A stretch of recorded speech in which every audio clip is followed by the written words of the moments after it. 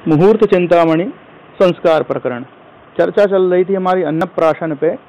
अन्नप्राशन के सामान्य जो समयावधि हैं, जो मुहूर्त हैं, उनको प्राथमिक रूप से बताया। अब 18वें श्लोक में कह रहे हैं, केंद्र त्रिकोण सहजेषु शुभैः शुद्धे लग्ने त्रिलाभ रिपुगैश्च वदन्ति पापैः लग्नाष्ट षष्ठ रहितं शशिनं प्रशस्तं मैत्रामुपानिलजनुर्भमसच्च केचित्। जो आपका अन्नप्राशन है उस समय क्या स्थिति हो, केंद्र त्रिकोण सहजेषु, केंद्र स्थान हो गए 1 4 7 10, त्रिकोण स्थान 5 9 हो गए और सहज तृतीय भाव हो गए। इनमें कह रहे हैं शुभैः, शुभग्रह हो, लेकिन खशुद्धे, ख अर्थात दशम भाव आकाश, वो शुद्ध होना चाहिए, अर्थात वहां कोई भी ग्रह न हो। तो कहने का मतलब भाव कितने बचे, केंद्र में से दशम को कम कर दिया तो 1 4 7 नंबर के आपके भाव केंद्र के बचे, त्रिकोण के दोनों भाव और तृतीय भाव। इन भावों को यहाँ लिया गया है, इनमें शुभग्रह होना अच्छा कहा गया है।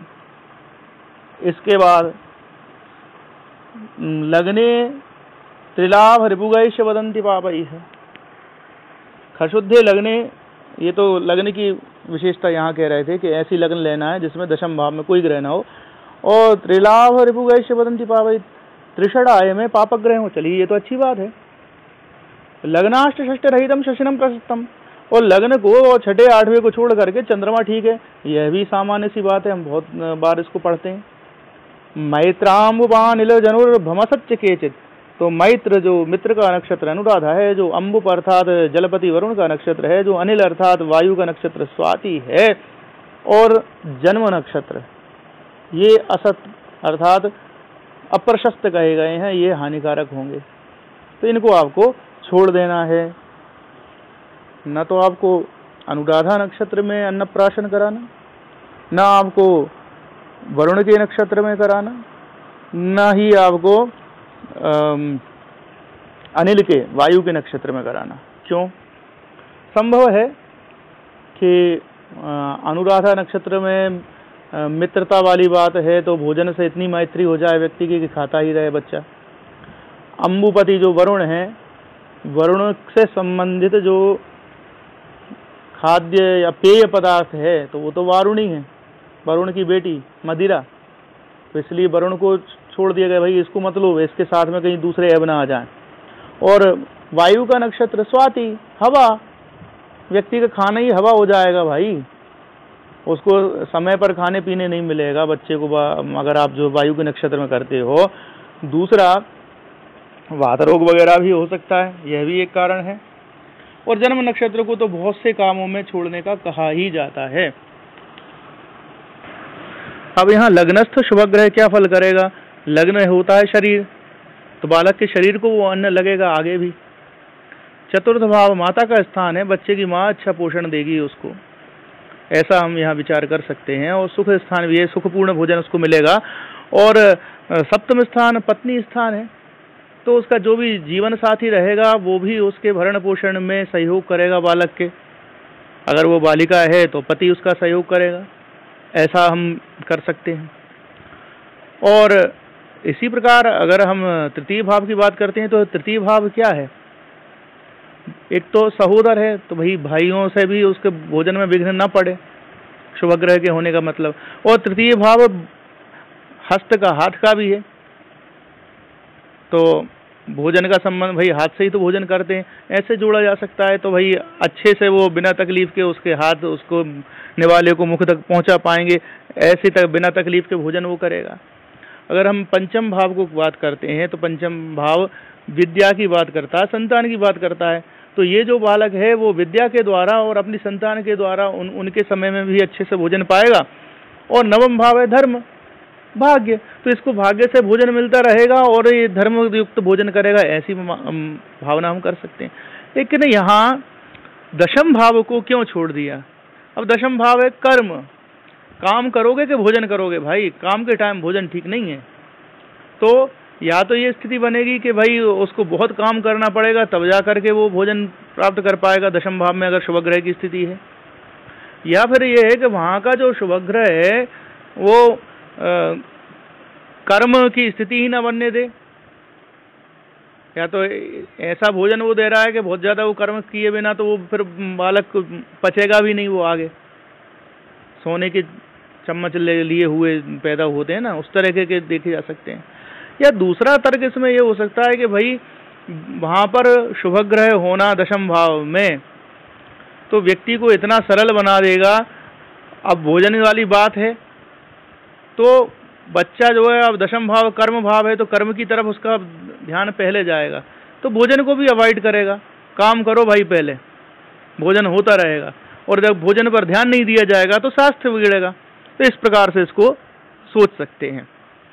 बाकी त्रिषडाय में पापग्रह होना ये तो एक सामान्य सी बात है, हम हमेशा इसको जानते ही हैं। और चंद्रमा का भी जो लग्न में नहीं होना, अष्टम या षष्ठ में नहीं होना, यह भी बहुत सामान्य सी बातें हैं। लग्न में चंद्रमा क्या करेगा भाई, जैसा चंद्रमा में वृद्धि क्षय की स्थिति बनती रहती है उसकी चंद्र कलाओं में, उसी प्रकार व्यक्ति के जीवन में भी जिसके लग्न में होता है शरीर में नरम गरम वो बना रहता है। यहाँ बात हो रही है अन्नप्राशन कालिक लग्न की, तो उसका भोजन का सुख भी ऐसे ही नरम गरम बना रहेगा। कभी अच्छा भोजन मिल गया और कभी भोजन को तरस गया व्यक्ति। कई बार ऐसी स्थिति बनेगी कि थाली सामने लेकिन कर नहीं पा रहा, तो इसलिए वर्जित किया गया। दूसरी बात, अगर हम छठे या आठवें भाव की करें, छठा भाव षष्ठ रोग भाव है, तो उसमें अगर चंद्रमा होगा तो चंद्रमा क्योंकि शीघ्र फल देने वाला है तो रोग की स्थिति बन सकती है उस भोजन से। अष्टम भाव मृत्यु का है, इसलिए भी इनको अवॉइड किया गया। और यहाँ अन्य चर्चा करते हुए हमारे आचार्य लिखते हैं, बृहस्पति का एक मत दिया, शुक्रारज्ञाः क्रमाद्याता सप्तमाष्टम धर्मवे भोज्य भोक्तृ नवत्वे तु सर्वथा मरण प्रदा। शुक्र और मंगल है और ज्ञ बुध है, ये क्रमशः सप्तम अष्टम और नवम भाव में हो तो भोज्य और भोक्ता दोनों अगर नए हैं तो सर्वथा मरण करने वाले होते हैं। सप्तम में शुक्र, अष्टम में मंगल। भाई सप्तम का शुक्र वैसे भी जो गोचर की स्थिति में सप्तम में शुक्र ठीक नहीं माना गया। मंगल अष्टम में है, अष्टम मृत्यु का भाव है, ठीक नहीं है ये भी। और धर्म भाव में बुध जैसा ग्रह बैठा हुआ, भाग्य में बुध की प्रकृति एक तो नपुंसक ग्रह है, दूसरा हंसी ठट्ठा में रहने वाला है, तो ये स्थितियां कहीं ना कहीं अनुचित हो रही हैं। कब कि जब भोजन, वो भी अन्न भी नया है, भोज्यम अन्नम गोधूमादि, मतलब नया हम जो है नई फसल का गेहूं या चावल लेकर के आए और उसको कर रहे हैं। और या फिर जो है भोक्तु अन्न प्राशन करतु बालकस्य नवत्वे सतिवा, खाने वाला नया है, तो मतलब जो बच्चे को हम पहली बार अन्न चखा रहे हैं वो नया है। तो अभी ये तीनों ग्रहों की स्थिति इन तीन भावों में होना अनुचित है, लाभकारी नहीं है, ये मरणप्रद होते हैं। तो सामान्य जो बात हो गई इसका विचार अन्नप्राशन में भी करना चाहिए, साथ ही साथ हम जो नवान्न भक्षण का विचार अगर करना चाहें तो उसमें भी हम इसको देख सकते हैं। और जो दशम को छोड़ा उसका कारण क्या था, दशम स्थान गान सर्वान वर्जयेन मतिमान न रहा अन्नप्राशन कृत्येषु मृत्यु क्लेश भयावान। दशम में अगर जो है ग्रह होते हैं तो अन्नप्राशन के समय अगर दशमस्थ कोई भी ग्रह हो, क्योंकि वहाँ खशुद्धि कहा है, दशम में कोई भी ग्रह ना हो, अगर कोई भी शुभ या पाप कैसा भी ग्रह वहाँ बैठेगा तो मृत्यु क्लेश और भय को देने वाला वो होगा। अब इसके बाद लग्नस्थ चंद्र की बात आ रही है, तो ये कह रहे हैं अत्र लग्नस्थ चंद्र प्रशस्तः पूर्ण चंद्र विषयत्वात्। तो यहाँ हर ग्रह शुभ ग्रहों की जो बात कह रहे हैं कि केंद्र में शुभ ग्रह हो तो लग्न में दशम को छोड़ने के बाद भी लग्न तो बची हुई थी, तो उस स्थिति में कह रहे हैं कि चंद्रमा अगर पूर्ण है तो शुभ ग्रह होने के वहाँ कारण उसमें लिया जा सकता है। नीचे चंद्र के लिए जो अलग से बात आई वो क्षीण चंद्र के लिए विशेष रूप से मानना चाहिए, यह हमारे टीकाकार का मत है। अब इसके बाद एक बात आई कि जन्मरक्षे कर्म नक्षत्रे आधान रक्षे च वर्जयेत कर्णवेदम तथा यानम क्षुरकर्मान्न भोजनम। जो कुछ लोग कहते हैं कि साहब जन्म नक्षत्र में अन्न प्राशन नहीं, तो उसका तर्क दे रहे हैं, गुरु का वचन है जन्म नक्षत्र में, कर्म नक्षत्र मतलब हमारे जन्म नक्षत्र से जो 10वां आता है गिनती में, वो कर्म नक्षत्र कहलाता है। आधान नक्षत्र ये संभवतः 22वां, और आप इसको देख लीजिए, अन्य चर्चा हमने कई जगह की है।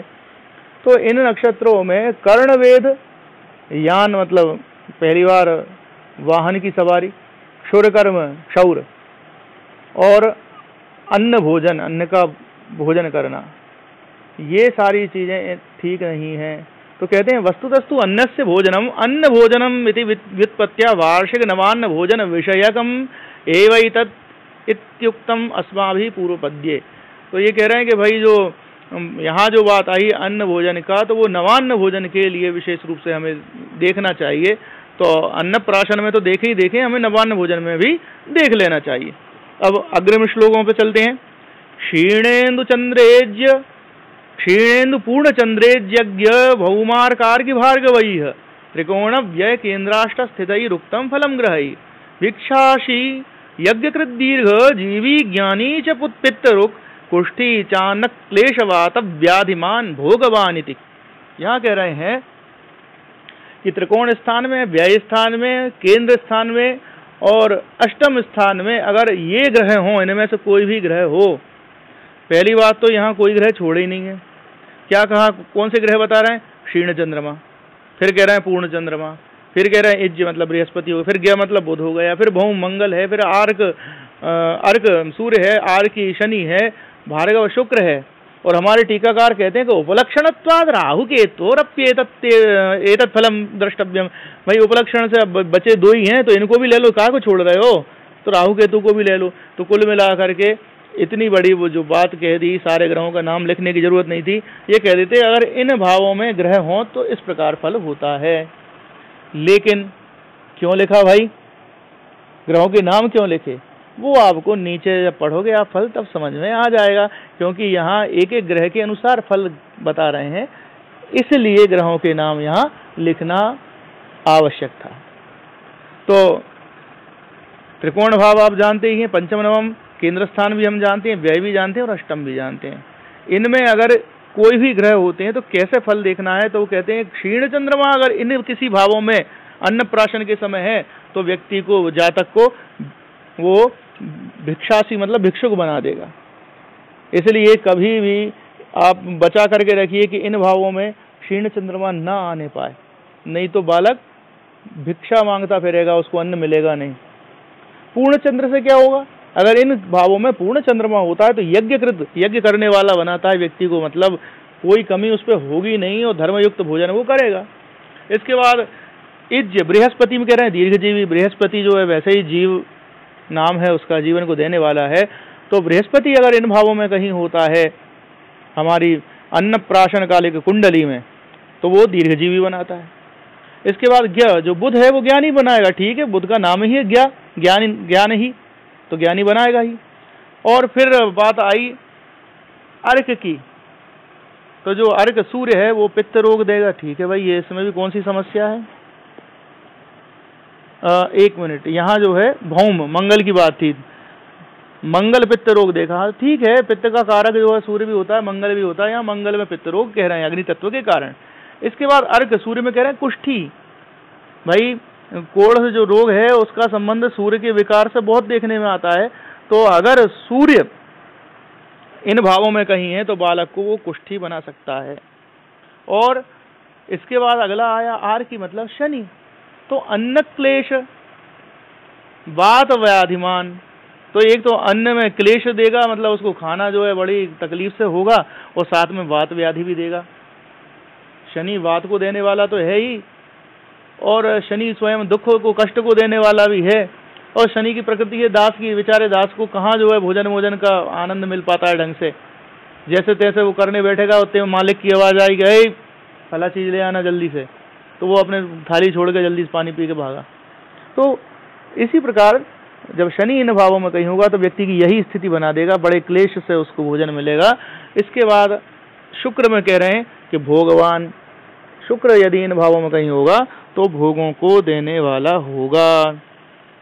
अब सीधी सीधी बात है कि शुभ ग्रह जितने हैं वो शुभ फल कर रहे हैं, पाप ग्रह जितने हैं वो दुष्ट फल कर रहे हैं, क्योंकि क्षीण चंद्रमा पापी होता है, पूर्ण चंद्रमा शुभ ग्रह होता है।